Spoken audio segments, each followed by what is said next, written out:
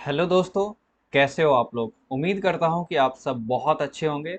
मेरा नाम है अंकित और एजुकेशन प्लेटफॉर्म अध्ययन अड्डा के यूट्यूब चैनल पे मैं आप सभी का हार्दिक स्वागत करता हूं। तो आज जो हम लोग पढ़ने वाले हैं अपने शेड्यूल के अकॉर्डिंग हिस्ट्री पढ़ने वाले हैं। और आप सभी को पता है यहाँ पे हिस्ट्री भी स्टार्ट हो चुकी है, तो इसलिए ज़्यादा से ज़्यादा शेयर करें और ज़्यादा से ज़्यादा बच्चों को इन्फॉर्म करें कि यहाँ पे हिस्ट्री की क्लास शुरू हो गई है। आपको पता है शेड्यूल मैंने आप लोगों के साथ शेयर कर रखा है। शेड्यूल आपके सामने दिख रहा होगा। जिस दिन पॉलिटी की क्लास हो रही है उसी दिन हिस्ट्री की क्लास हो रही है, लेकिन हिस्ट्री की क्लास शाम को 7 बजे है। वहीं पॉलिटी की जो क्लास है ये शाम को 8 बजे होती है, और ज्योग्राफी की भी क्लास है ये 8 बजे शाम को होती है। अल्टरनेट करके होती है, एक दिन बाद एक दिन। आपके सामने ये पूरा का पूरा शेड्यूल है, चार्ट है, ये आप देख सकते हैं। और एक बच्चा कह रहा था कि मैंने वैसे कल बता दिया था कि मैंने प्लेलिस्ट बना दिया है। सिर्फ क्वेश्चन आंसर का प्लेलिस्ट मैंने बना दिया अलग से। हालांकि जो चैप्टर मैंने पढ़ा है उसका अलग से बना हुआ है, लेकिन मैंने क्वेश्चन आंसर का प्लेलिस्ट अलग से बना दिया है, जहाँ पे ट्वेल्थ का पॉलिटी मिल जाएगा आपको सिमिलरली, यानी इसी प्रकार से ट्वेल्थ का हिस्ट्री मिल जाएगा, और इसी प्रकार से ट्वेल्थ का ज्योग्राफी इस तरह नाम से आपको प्लेलिस्ट मिल जाएगा। उसका लिंक मैं इसे वीडियो के डिस्क्रिप्शन बॉक्स में दे दूंगा। और अगर नहीं मिले तो जाकर के अध्ययन अड्डा का यूट्यूब चैनल सर्च कीजिए और वहाँ पे प्लेलिस्ट में जाइए, वहाँ पे आपको प्लेलिस्ट मिल जाएगा। तो आई होप आपको समझ में आ गया होगा। ठीक है, सेशन अच्छा लगे तो लाइक शेयर और सब्सक्राइब जरूर कीजिए, और साथ ही साथ कमेंट कीजिएगा। लास्ट में कमेंट में आपके लास्ट में लूंगा। मैं आप लोगों से एक बात कहना चाहता हूँ कि जो लाइव सेक्शन में कमेंट होता है, जो भी जब लाइव होता है क्लास, उस समय जब क्लास चलती है, ठीक है, लाइव के समय जो क्लास चलती है उस समय जब आप जो कमेंट करते हैं वो कमेंट में नहीं जाता, वो लाइव सेक्शन में चला जाता है। इसलिए सेशन खत्म होने के बाद आप कमेंट सेक्शन में आइए और फिर वहां पे कमेंट कर दीजिए कि सर सेशन बहुत अच्छा लगा, थोड़ा और इम्प्रूवमेंट की चाहिए जरूरत है, अच्छा नहीं लगा, जैसा भी लगा आप लोग कमेंट कर सकते हैं। ये पूरी तरह से आप पे डिपेंड करता है। आज की क्लास में बहुत ज़्यादा मजा आने वाला है। कुछ एडिशनल फैक्ट भी मैं बताऊंगा। पिछली क्लास में क्या हुआ कि कंटिन्यू मैंने पढ़ा दिया था, लेकिन इस क्लास में कुछ एडिशनल फैक्ट भी आप लोगों को पता चलेगा, इसलिए जुड़े हुए रहिएगा क्लास में। तो पहला क्वेश्चन है हमारे सामने में, मौर्य वंश के संस्थापक कौन थे, या मौर्य वंश का संस्थापक जो था यह कौन था?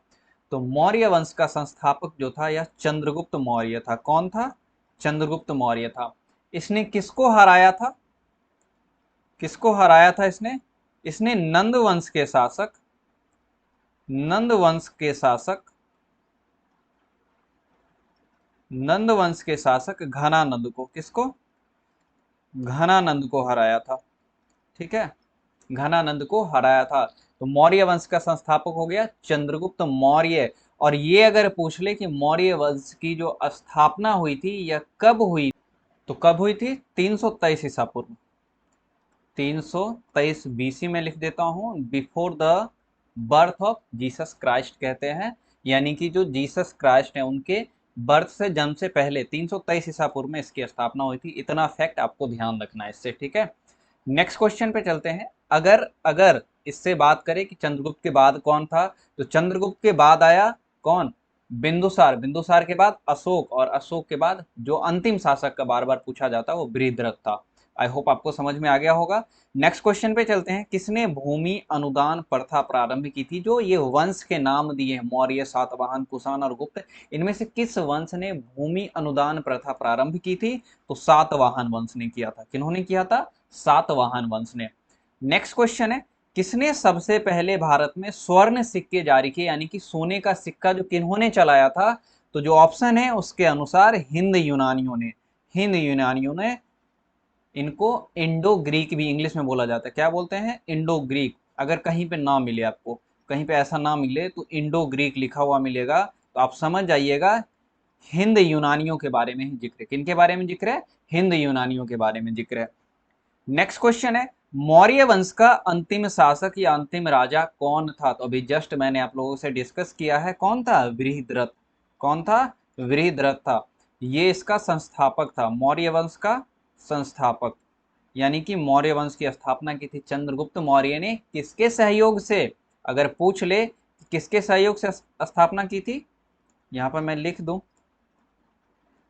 किसके सहयोग से, सीधा ऐसे लिख देता हूं, उत्तर ही लिख देता हूं, किसके सहयोग से? किसके सहयोग से? जो उनके महामंत्री थे, उनके प्रधानमंत्री थे, कौन? जिन्होंने चंद्रगुप्त को राजा बनने में सहायता की थी, चाणक्य। चाणक्य के सहयोग से, सहयोग से। चाणक्य का अन्य नाम विष्णुगुप्त भी है। चाणक्य का अन्य नाम ध्यान रखिएगा, विष्णुगुप्त भी है। नेक्स्ट क्वेश्चन है, मगध की प्राचीन राजधानी कहाँ थी? मगध की जो प्राचीन राजधानी थी वो राजगिरी थी। कौन सी थी? राजगिरी थी। और मगध की प्राचीन राजधानी जो सबसे पहले राजगिरी बनाया था वो किसने बनाया था? बिंबिसार ने। बिंबिसार ने। बिंबिसार। बिंबिसार जो था मगध वंश के मगध में हर्यक वंश की स्थापना की थी। किसकी? हर्यक। बिंबिसार ने मगध में हर्यक वंश की स्थापना की थी। इसलिए ऐसा पूछ ले क्वेश्चन कि हर्यक वंश की स्थापना किसने की थी? तो बिंबिसार ने की थी। कहां पे? मगध में की थी। और कब की थी? कब की थी? तो 544 ईसा पूर्व। कब की थी? 544 ईसा पूर्व की थी। इतना फैक्ट ध्यान रखिएगा, ठीक है? इतना फैक्ट ध्यान रखिएगा। एक दो बातें मैं और बता देता हूं इनके बारे में। दो नाम ध्यान रखिएगा यहां से, जीवक और महागोविंद। महागोविंद। जो जीवक जो थे यह प्रख्यात वैद्य थे। क्या थे? प्रख्यात। प्रख्यात वैद्य थे। और महागोविंद जो थे यह वास्तुकार थे। यह प्रख्यात वास्तुकार थे। यह दोनों किसके शासन काल में थे, किसके समकालीन थे? तो यह जो थे बिंबिसार के समकालीन थे। यूं कह सकते हैं कि बिंबिसार के राज दरबार में ये लोग रहते थे। ये लोग रहते थे। कौन? जीवक और महागोविंद। आई होप आपको समझ में आ गया होगा, ठीक है? तो इतना सारा जो एडिशनल फैक्ट है ये आपको कहीं ना कहीं मिल जाएगा। नेक्स्ट क्वेश्चन पे चलते हैं। नेक्स्ट क्वेश्चन है हमारा, चौथी शताब्दी ईसा पूर्व मगध की राजधानी कहाँ बनाई गई? चौथी शताब्दी ईसा पूर्व जो है, ये जो जो राजधानी बिंबिसार ने बनाई थी राजगिरी, ये 5वीं शताब्दी थी। कौन सी थी? 5वीं शताब्दी। 5वीं शताब्दी ईसा पूर्व थी। लेकिन यहाँ पे कहा जा रहा है कि चौथी शताब्दी ईसा पूर्व, चौथी शताब्दी ईसा पूर्व जो मगध की राजधानी बनाई गई थी यह पाटलिपुत्र में बनाई गई थी, 3 नदियों के संगम के। कौन सा? गंगा, सोन और पुनपुन। और पुनपुन, कभी कभी इसको गंडक भी लिखा जाता है। इस तीनों के संगम पे, इस तीनों के संगम पे पाटलिपुत्र का निर्माण किया था। और किसने किया था? किसने किया था? उदाईन ने। किसने किया था? उदाईन ने किया था। तो आई होप आपको समझ में आ जाएगा। उदाईन जो था बिंबिसार का पौत्र था, यानी कि पोता था। बिंबिसार का पुत्र जो हो गया, बिंबिसार का पुत्र अजातशत्रु, और अजातशत्रु का पुत्र जो था यह उदाईन था। तो आई होप आपको समझ में आ गया। उदाईन ने पाटलिपुत्र नगर को मगध की राजधानी बनाया था। नेक्स्ट क्वेश्चन है, वह कौन सा पहला सम्राट था? पहले सम्राट के बारे में बात की जा रही है जिसने अपने अधिकारियों और प्रजा के लिए संदेश प्राकृतिक पत्थरों और पालिश किए हुए स्तंभों पर लिखवाए थे। तो कौन सा हो जाएगा? चंद्रगुप्त मौर्य। कौन सा होगा? चंद्रगुप्त मौर्य हो जाएगा। ऑप्शन नंबर डी हमारा राइट आंसर होगा। नेक्स्ट क्वेश्चन है, मेगास्थनीज किस यूनानी शासक के राजदूत के रूप में पाटलिपुत्र आया था? तो मेगास्थनीज जो आया था, जो यूनानी शासक के राजदूत के रूप में आया था, मतलब किसका राजदूत था वो? तो वह सेल्यूकस निकेटर का राजदूत था। किसका राजदूत था? सेल्यूकस निकेटर का। कहां पे आया था? कहां पे आया था? तो पाटलिपुत्र में आया था। पाटलिपुत्र में कहां आया था? तो चंद्रगुप्त मौर्य के दरबार में। चंद्रगुप्त मौर्य के दरबार में। इसकी एक महत्वपूर्ण बुक है, मेगास्थनीज की एक महत्वपूर्ण पुस्तक है जिसका नाम है इंडिका। जिसका क्या नाम है? इंडिका। इसके बारे में भी ध्यान रखिएगा, कभी कभी क्वेश्चन पूछा जाता है। नेक्स्ट क्वेश्चन पे चलते हैं। चीनी यात्री फाहियान जो था यह किस शासक के काल में भारत आया था? तो चीनी यात्री जो फाहियान था यह किसके शासन काल में आया था? चंद्रगुप्त द्वितीय के शासन काल में, जिसको विक्रमादित्य के भी नाम से जाना जाता है। इसी के शासन काल में इसके दरबार में 9 प्रख्यात लोग, अपने अपने फील्ड के बहुत ही प्रख्यात लोग रहते थे, जिनको नवरत्न कहा जाता था। क्या कहा जाता था? नवरत्न कहा जाता था। तो नवरत्न का जो संबंध हो जाएगा यह गुप्त शासक चंद्रगुप्त द्वितीय या जिनको विक्रमादित्य कहते हैं इनके संबंध में हो जाएगा। आई होप आपको समझ में आ गया होगा। नेक्स्ट क्वेश्चन पे चलते हैं। उत्तरी पश्चिम भारत में प्राप्त अशोक के अभिलेखों में से किस लिपि का प्रयोग किया गया है? खरोष्ठी है, अरमाइक है, ब्राह्मी है, या इनमें से कोई नहीं है? तो कौन सा हो जाएगा? खरोष्ठी हो जाएगा। ऑप्शन नंबर ए जो होगा बिल्कुल राइट आंसर होगा। और यह एग्जाम में पूछा गया क्वेश्चन है। 2010, 13, 15, 16 और 17 कंटिन्यू पूछा गया क्वेश्चन है। ठीक है, इसमें वैसे क्वेश्चन भी आएंगे जो पूछे गए हैं और वैसे क्वेश्चन भी आएंगे जो नहीं पूछे गए हैं, जिनके पूछे जाने की पूरी पूरी संभावना बनती है। और जो एडिशनल फैक्ट है वह जरूर ध्यान रखिएगा, हालांकि आपको पीडीएफ मिल जाएगा इसका। नेक्स्ट क्वेश्चन है, बाणभट्ट की रचना कादंबरी ने किसके शासनकाल में किया था? या बाणभट्ट की रचना कादंबरी में किसके शासनकाल का वर्णन है? यहां पे मैं एक चीज करेक्ट करना चाहता हूं। जो कादंबरी है यह एक पुस्तक है और जो लेखक है वह बाणभट्ट है। बाणभट्ट ने अपनी एक रचना थी, अपनी एक पुस्तक लिखी कादंबरी। इसमें किसके शासनकाल का वर्णन किया गया है? तो हर्षवर्धन के। किसके शासनकाल का वर्णन किया गया है? हर्षवर्धन के शासनकाल का। इसके बारे में कुछ एडिशनल फैक्ट ध्यान रखिए। यह जो था पुष्यभूति वंश का शासक था। कौन से वंश का? पुष्यभूति वंश का शासक था। और इसको कहा जाता है अंतिम हिंदू शासक। क्या कहा जाता है इसको?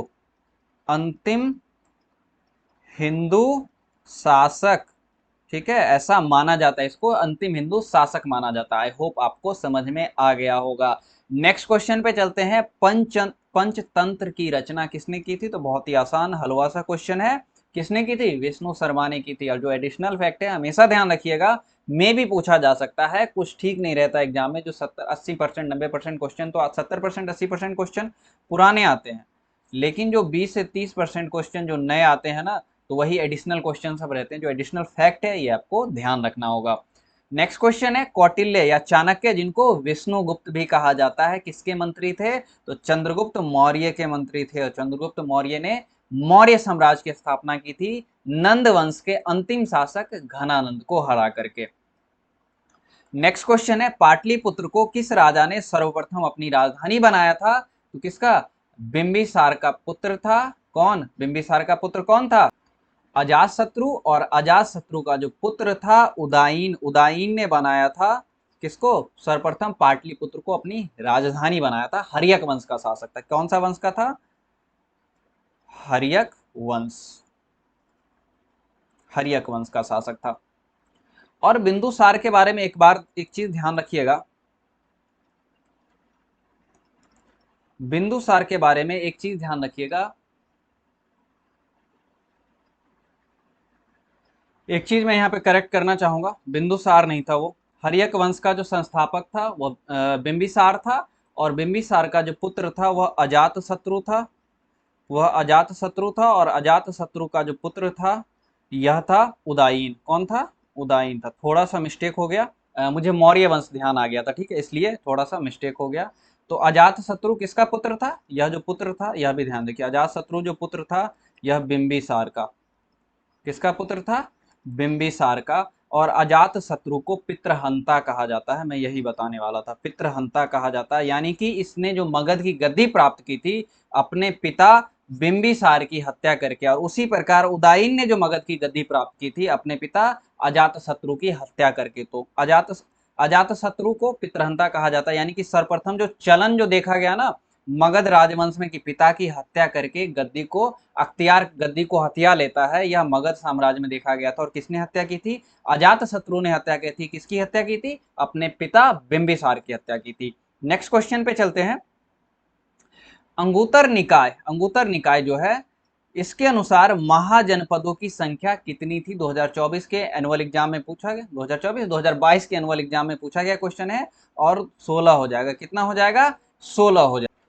अंगुतर निकाय जो है यह एक बौद्ध ग्रंथ है। कौन सा ग्रंथ है? बौद्ध ग्रंथ है।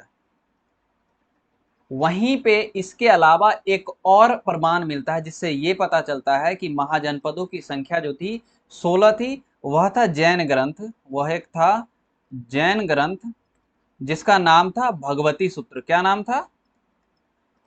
भगवती सूत्र। इससे भी पता चलता है कि जो महाजनपद थी इसकी संख्या 16 हुआ करती थी, और जिसमें सबसे बड़ा महाजनपद जो था यह मगध था। सबसे बड़ा कौन सा था? मगध महाजनपद था। नेक्स्ट क्वेश्चन पे चलते हैं। मग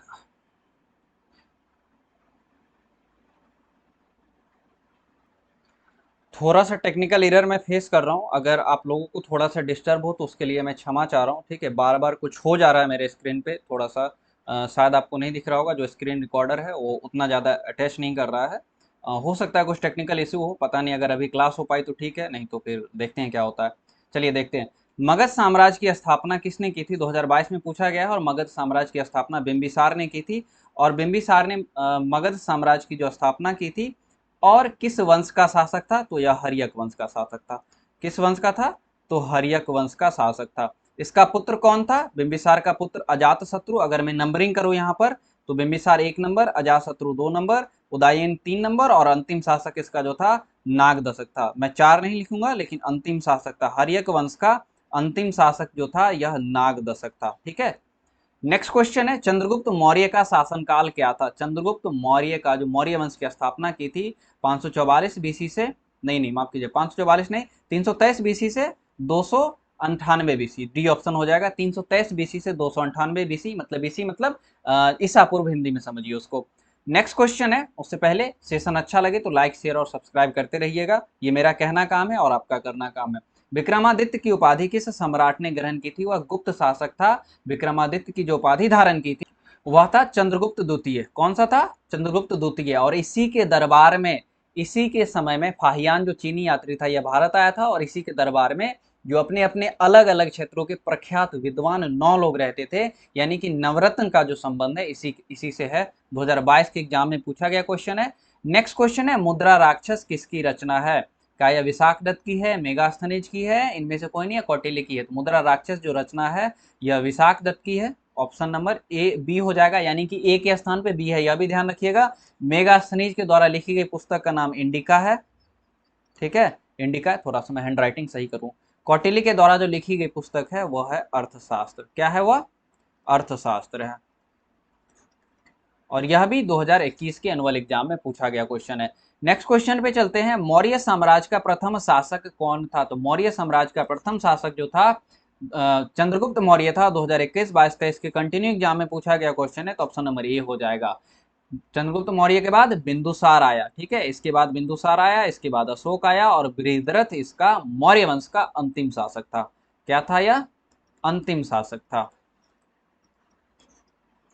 आप लोगों को पता हो, ये तो मैंने कई बार बताया है कि मौर्य वंश की स्थापना नंद वंश के अंतिम शासक घनानंद को हरा करके की गई थी। लेकिन आप मुझे ये बताइए कि अंतिम जो मौर्य वंश के बाद मगध पे किस राजवंश का शासन कायम हुआ, या किस वंश का शासन कायम हुआ? बृहद्रथ की हत्या किसने कर दी थी? नेक्स्ट क्वेश्चन है, वेदों की संख्या कितनी है? तो वेदों की संख्या कितनी है? 4 है। ऋग्वेद, यजुर्वेद, सामवेद और अथर्ववेद। नेक्स्ट क्वेश्चन है, किस भारतीय शासक को नेपोलियन की संज्ञा दी गई है? तो यह समुद्रगुप्त को दी गई है। किसको दी गई है? समुद्रगुप्त। नेपोलियन कौन था? नेपोलियन का संबंध यूरोप से है। नेपोलियन बोनापार्ट यूरोप में जो है देश है एक फ्रांस, वहां का शासक रहा था। 2009, 2013 और 2021 के एग्जाम में पूछा गया। हालांकि कहना तो ये चाहिए, फ्रांस तो जो यूरोप का शासक, यूरोप में जो फ्रांस था, फ्रांस में जो शासक हुआ नेपोलियन बोनापार्ट, ये तो इधर आया। इससे 1400 साल लगभग पहले ही समुद्रगुप्त अस्तित्व में था। तो कम से कम ये कहना चाहिए कि यूरोप का समुद्रगुप्त कौन था, तब यहाँ पे आंसर होता तो ज्यादा मजा आता। लेकिन यहाँ पे उल्टा कहा गया है कि किस भारतीय शासक को नेपोलियन की संज्ञा दी है, तो समुद्रगुप्त को दी गई है। आई होप आपको समझ में आ गया होगा। नेक्स्ट क्वेश्चन पे चलते हैं।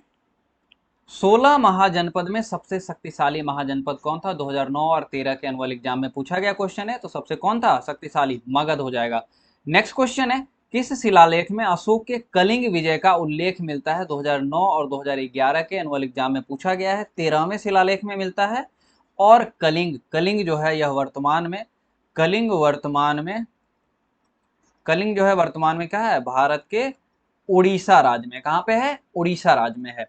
नेक्स्ट क्वेश्चन है, कनिष्क की राज्यारोहण तिथि है, यानी कि किस वर्ष वह शासक बना था? कौन? कनिष्क किस वर्ष शासक बना था? तो 78 ईस्वी में बना था। कब बना था? यह 78 ईस्वी में 2009 और 2011 के एनुअल एग्जाम में पूछा गया क्वेश्चन है। कनिष्क के बारे में एक एडिशनल फैक्ट जानिए, यह कुषाण वंश का इसको महान शासक कहा जाता है या महानतम शासक कहा जाता है। किसका? कुषाण वंश का महानतम शासक किसको? कनिष्क को कहा जाता है।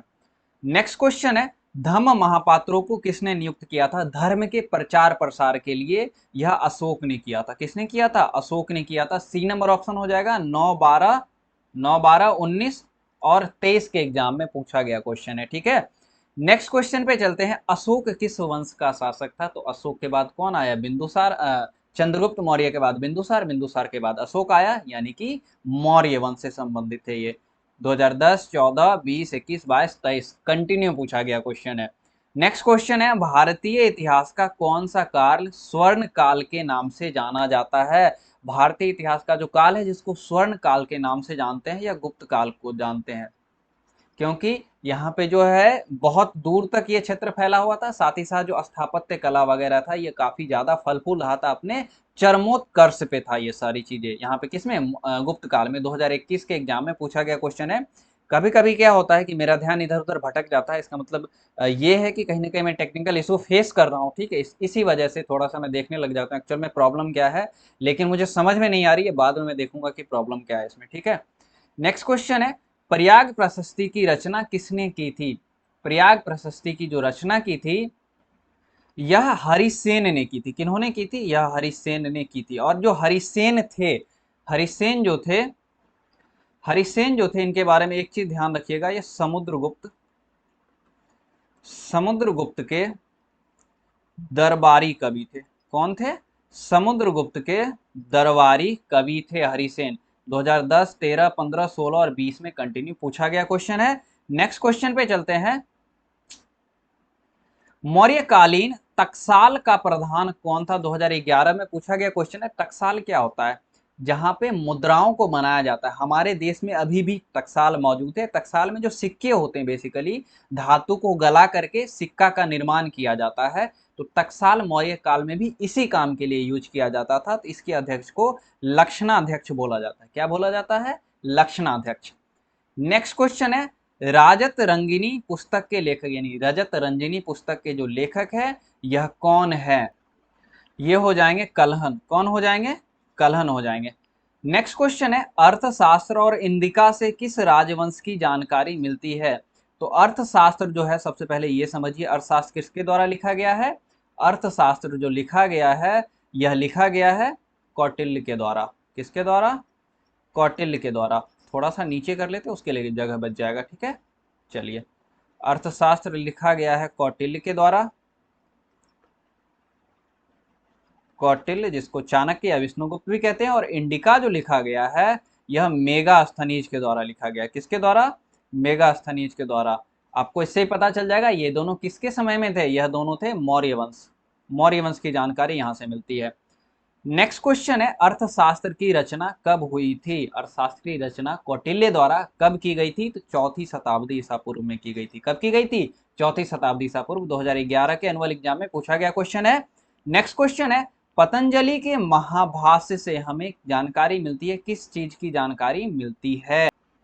हमारा आंसर हो जाएगा प्राक मौर्य काल की। किसकी? प्राक मौर्य काल 2011 और सीधा सीधा 23 में। कितना जंप है? 12 वर्ष का जंप। मतलब 11 में पूछा है, इसके बाद 23 में पूछा है। हो सकता है किसी भी एग्जाम में आपको देखने को मिल सकता है।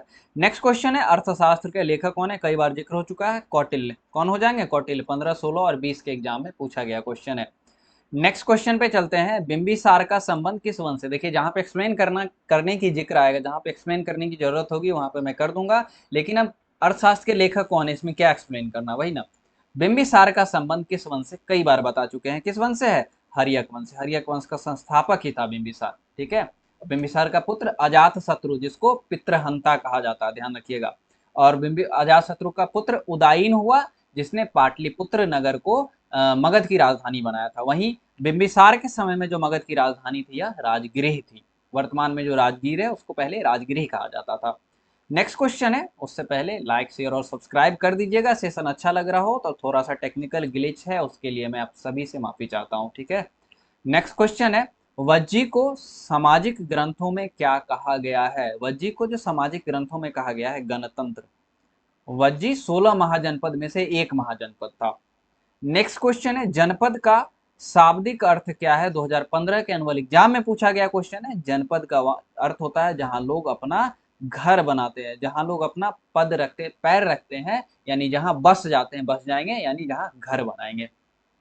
नेक्स्ट क्वेश्चन है, पंच चिन्ह वाले सिक्के बने होते थे। 2015 के एनुअल एग्जाम में पूछा गया है। वह चांदी के भी बने होते थे और वह तांबे के भी बने होते थे। ऑप्शन नंबर डी जो हो जाएगा बिल्कुल राइट हो जाएगा। कहीं कहीं पे मैक्सिमम जगह आपको चांदी मिल जाएगा, लेकिन कुछ सिक्के ऐसे मिले हैं जो तांबे के भी बने होते हैं, इसलिए हमारा दोनों ऑप्शन हो जाएगा।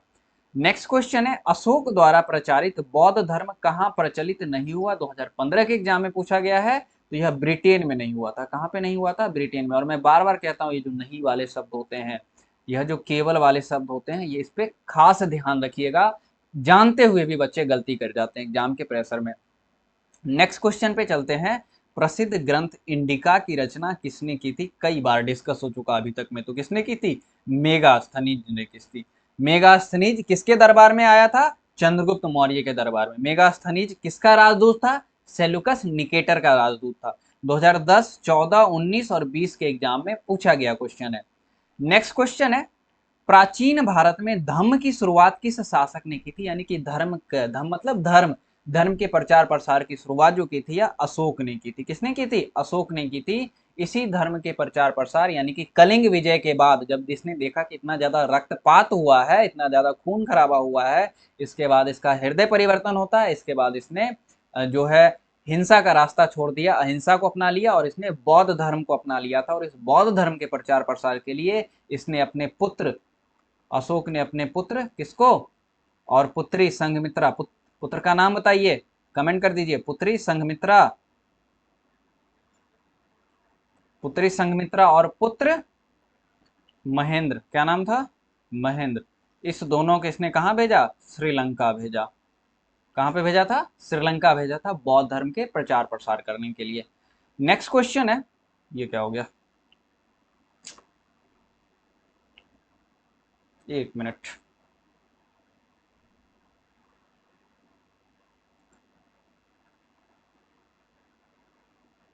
चलिए।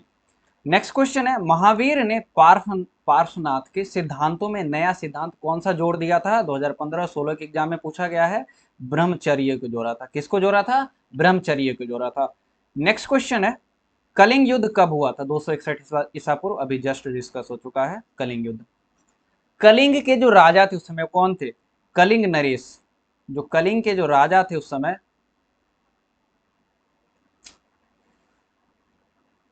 जो कलिंग के राजा थे, कलिंग नरेश थे, वो कौन थे? खारवेल। नरेश का अर्थ राजा। ये कौन थे? खारवेल। और कलिंग कहाँ है? ये बात मैंने आपको बता दिया। कलिंग उड़ीसा में, भारत के उड़ीसा राज्य में है। नेक्स्ट क्वेश्चन है, फूट डालकर विजय प्राप्त करने का कार्य सर्वप्रथम किस राजा ने किया था? तो फूट डालकर विजय प्राप्त करने का काम जो किया था, किसने किया था? अजात शत्रु ने किया था। किसने किया था? अजात शत्रु ने किया था। और किस राज्य में उसने फूट डाला था? तो वज्जी में। कहां पे? वज्जी में उसने फूट डाल दिया था। वज्जी में फूट डालकर और फिर वज्जी को कमजोर कर दिया और उसके बाद उसने वज्जी को जीत लिया था। तो अजातशत्रु हो जाएगा। अजातशत्रु किस वंश का था? तो अजातशत्रु हर्यक वंश का दूसरा शासक था, बिंबिसार का पुत्र था। नेक्स्ट क्वेश्चन है, जीवक वैद्य किस वंश के काल में थे? जो जीवक वैद्य थे अभी जस्ट डिस्कस हो चुका है, किसके काल में थे? हर्यक वंश के। बिंबिसार के समय में जीवक का नाम याद आया था, ठीक है, जीवक का नाम मैंने आपको बताया था। नेक्स्ट क्वेश्चन है, अपने स्वयं के खर्चे से सुदर्शन झील की मरम्मत किसने करवाई थी? ये सुदर्शन झील है कहाँ पे? सुदर्शन झील गुजरात में है। कहाँ पे है? गुजरात में। इसकी मरम्मत किसने करवाई थी? तो रुद्रदामन ने करवाई थी। किसने करवाई थी? रुद्रदामन ने करवाई थी। किस वंश का शासक था? शक वंश। शक वंश का, ठीक है, शक वंश का शासक था, तो ध्यान रखिएगा। नेक्स्ट क्वेश्चन है, पाटलिपुत्र नगर की स्थापना उदाई ने किस नदी के संगम पर की थी? मैंने 3 नदी का जिक्र किया था, गंगा, सोन और पुनपुन। पुनपुन को कहीं कहीं आपको गंडक लिखा हुआ मिलेगा, ठीक है, कहीं कहीं पे कोस्ट में गंडक या सीधा सीधा गंडक लिखा हुआ मिल जाएगा, तो इन सभी के संगम पे ऑप्शन नंबर डी जो हो जाएगा बिल्कुल राइट आंसर हो जाएगा। नेक्स्ट क्वेश्चन है, समस्त भारत में ही नहीं एशिया एवं यूरोप में सर्वप्रथम हुनों को परास्त करने का श्रेय किसको जाता है, तो स्कंदगुप्त को जाता है, गुप्त शासक था स्कंदगुप्त, इसको जाता है। नेक्स्ट क्वेश्चन है, किस अभिलेख में भूमिदान का उल्लेख मिलता है, यह प्रभावती गुप्त के अभिलेख में भूमिदान का जो है ये चर्चा जो है यह मिलता है, सातवाहन के समय, अगर वंश पूछ ले तो सातवाहन। नेक्स्ट क्वेश्चन है, यूरोप का समुद्रगुप्त कौन था, तो नेपोलियन बोनापार्ट, कौन था, नेपोलियन बोनापार्ट, 2014 के एग्जाम में पूछा गया क्वेश्चन है। नेक्स्ट क्वेश्चन, 510 ईस्वी में सती प्रथा के साक्ष्य वाला प्रथम अभिलेख कहाँ मिला है, सती प्रथा इन द सेंस कि अगर कोई महिला है उसका पति मर जाता है, तो जब उसके पति को मुखाग्नि दी जाएगी, उसके पति के चिता को सबको जलाया जाएगा, तो उसकी जो पत्नी होगी उस सब पे, उस चिता पर बैठकर खुद को आग लगा देगी, मतलब खुद को सती कर लेगी, मतलब वह भी जिंदा जल जाती थी। इसका जो प्रमाण मिलता है या एरन अभिलेख से मिलता है, जो सागर में पाया गया, और कहाँ पे, मध्य प्रदेश में, एमपी में लिख देता हूं, मध्य प्रदेश में पाया गया था। नेक्स्ट क्वेश्चन है, कितना भयावह दृश्य होता होगा वह, अशोक ने, रोक आप जाती है सोच के, अशोक ने महेंद्र और संघमित्रा को बौद्ध धर्म के प्रचार के लिए कहाँ भेजा था, श्रीलंका भेजा था, डिस्कस कर चुके हैं इस पे, ठीक है। नेक्स्ट क्वेश्चन है, भूमि अनुदान से संबंधित प्रथम अभिलेखीय प्रमाण किसका है, सातवाहन का, किसका है, सातवाहन का हो जाएगा। अगला क्वेश्चन, किस विद्वान ने मात्र अभिलेखों के आधार पर, यानी उन्होंने किसी और चीज का ज्ञान अर्जित नहीं किया, किसी और चीज के बारे में जानकारी अर्जित नहीं की, जो अभिलेख थे उसी की जानकारी अर्जित की, और उसी अभिलेखों के आधार पे अशोक का इतिहास लिखने का सलाध्य प्रयास किया, यानी कि ऐसा प्रयास जो जनरली मुमकिन नहीं है। किन्होंने किया था, देवदत्त रामकृष्ण भंडारकर ने, किन्होंने किया था, देवदत्त रामकृष्ण भंडारकर ने। नेक्स्ट क्वेश्चन, मौर्य काल में निम्न में से कौन सर्वाधिक महत्वपूर्ण नमूना है, क्या वह स्तंभ है, क्या वह स्तूप है, क्या वह गुहा वास्तुकला है, क्या वह चैत्य है, तो कौन सा हो जाएगा, स्तंभ हो जाएगा, स्तंभ से ज्यादा जानकारी मिलती है। नेक्स्ट क्वेश्चन है, गुप्तों के काल में कौन चीनी यात्री भारत आया था, तो फाहियान आया था, और किसके समय में आया था, विक्रमादित्य के समय में आया था, जिसको चंद्रगुप्त विक्रमादित्य की जो उपाधि मिली है, यह चंद्रगुप्त द्वितीय को मिली है। 2014, 19 और 23 के एग्जाम में पूछा गया है, विक्रमादित्य को के समय में, विक्रमादित्य के दरबार में नवरत्न रहा करते थे, जो अपने अपने फील्ड के बहुत ही प्रख्यात, बहुत ही विद्वान लोग थे। नेक्स्ट क्वेश्चन है, मेगास्थनीज भारत में किसके दरबार में आया था, बहुत बार डिस्कस हो चुका है, चंद्रगुप्त मौर्य के दरबार में। किसने भेजा था, सेल्यूकस निकेटर ने भेजा था, यानी कि वह सेल्यूकस निकेटर का राजदूत बनकर आया था चंद्रगुप्त मौर्य के दरबार में। नेक्स्ट क्वेश्चन है, समुद्रगुप्त की जानकारी होती है, यानी कि समुद्रगुप्त के बारे में जानकारी जो मिलती है, जो निम्न अभिलेख है, किससे मिलती है, मथुरा से, मथुरा अभिलेख से, प्रयाग प्रशस्ति अभिलेख से, बसखेरा अभिलेख से, या फिर ऐहोल अभिलेख से, प्रयाग प्रशस्ति अभिलेख से मिलती है, किसकी जानकारी, समुद्रगुप्त की जानकारी, जो एक गुप्त शासक था, गुप्त वंश का शासक था। नेक्स्ट क्वेश्चन है, नवरत्न किस शासक के दरबार में रहते थे, कई बार मैं बोल चुका हूं, किसके शासनकाल में रहते थे, शायद बताना नहीं पड़ेगा, चंद्रगुप्त द्वितीय, जिसको विक्रमादित्य भी कहा जाता है, ऑप्शन नंबर डी हो जाएगा। नेक्स्ट क्वेश्चन पे आते हैं, अभिज्ञान शाकुंतलम के रचनाकार कौन है, तो कालिदास हो जाएंगे, कौन हो जाएंगे, कालिदास हो जाएंगे। अगला क्वेश्चन, प्राचीन भारत में अभिलेख की शुरुआत किस शासक ने की थी, किसने की थी, अशोक ने की थी अभिलेखों की शुरुआत। अगला क्वेश्चन, किस शासक को प्रियदर्शी कहा गया है, किसको प्रियदर्शी कहा गया है, अशोक को। पितृहंता किसको कहते हैं, पिता को मारने वाला, अजात शत्रु, हर्यक वंश का शासक, किसकी हत्या की थी उसने, बिंबिसार की हत्या कर दी थी, उसने अपने पिता बिंबिसार की हत्या कर दी थी। अगला क्वेश्चन, मेगास्थनीज ने अपने यात्रा वृतांत में, यानी कि जो वो यूनान से भारत आया था, जो उसने अपनी पूरी व्याख्या की है उसमें, किसमें, इंडिका में, भारत के समाज को कितने वर्गों में विभक्त किया था, तो 7 वर्गों में, कितने वर्गों में, 7 वर्गों में विभक्त किया था। अगला क्वेश्चन है, एलोरा में कैलाश मंदिर किस राजवंश ने निर्मित करवाया? एलोरा है कहाँ? एलोरा है महाराष्ट्र में। एलोरा है महाराष्ट्र में। और किस राजवंश ने निर्मित करवाया? कौन सा मंदिर है? कैलाश मंदिर। राष्ट्रकूल। किन्होंने करवाया था? राष्ट्रकूल वंशों ने। 2009 और 2012 के एग्जाम में पूछा गया क्वेश्चन है। अगला क्वेश्चन है, तक्षशिला विश्वविद्यालय कहाँ स्थित है? जहां से चंद्रगुप्त मौर्य ने दीक्षा ली थी, जहां से चाणक्य ने दीक्षा ली थी, यानी कि चाणक्य ने पढ़ा था और चंद्रगुप्त ने भी पढ़ा था। ये कहाँ पर है वर्तमान में? वर्तमान में पाकिस्तान में पड़ता है। तो आई होप आपको सारे क्वेश्चन आंसर काफी अच्छे लगे होंगे।